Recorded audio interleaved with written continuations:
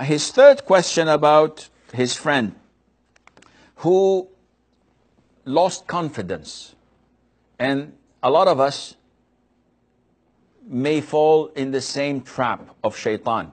When calamities strike, these are tests from Allah Azza wa Jal.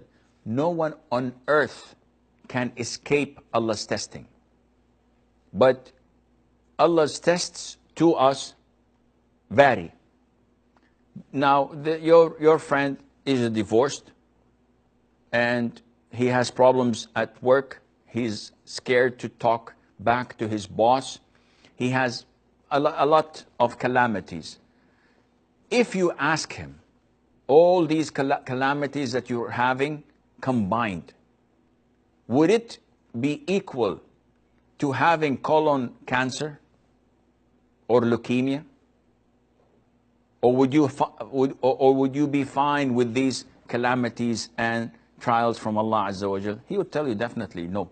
What I'm going through is far better than being a patient of cancer stage 4 or whatever.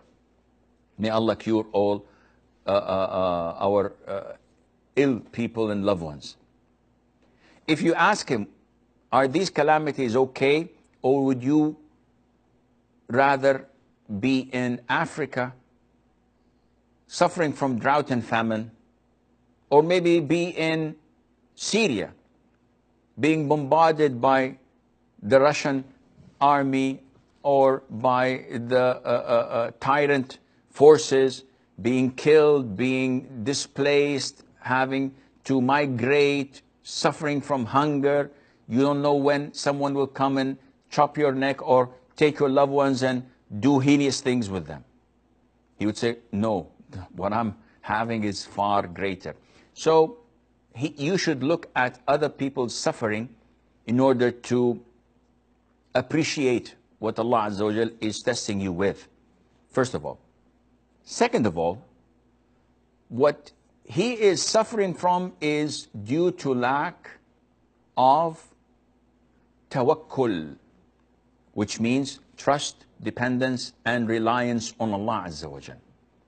When we don't have this trust in Allah, when we do not depend on Allah, everything scares us. And this is why the Salaf used to say, whoever fears Allah, Allah will make everything else afraid of him. And whoever fears other than Allah, Allah would make everything intimidate him and make him afraid. So when you trust Allah, when you depend on Allah Azza wa Jal, when you know that Allah is your protector, your provider, you don't fear anyone else. You would have guts. I understand that people differ and we may be a bit reluctant, a bit hesitant to speak to others. No one can, out of the blue, enter a masjid and give a khutbah of Jum'ah. Maybe 1 in 1,000. And the rest would be intimidated. Some people would go and try to give khutbah Jum'ah and faint, as they have reported. People coming and saying, Alhamdulillah, wassalatu wassalam, Rasulullah, and they faint. It's too much for them. And there are people who have no problem in giving a khutbah to Jum'ah, and they have no shame in coming on Got Talent or The Voice or whatever and singing their heads off. They don't even observe Allah Azza wa Jal. They could care less. They don't think that they're doing something haram because they don't even know what haram is.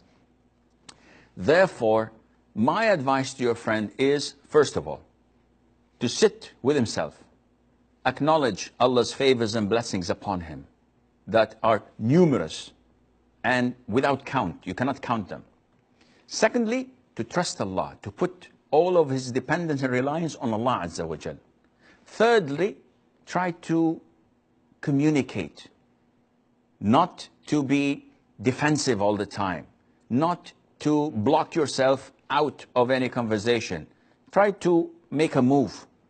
Try to push yourself a little bit. And once you cross this line of being reluctant and hesitant, inshallah Azza wa Jal, you will find a big difference.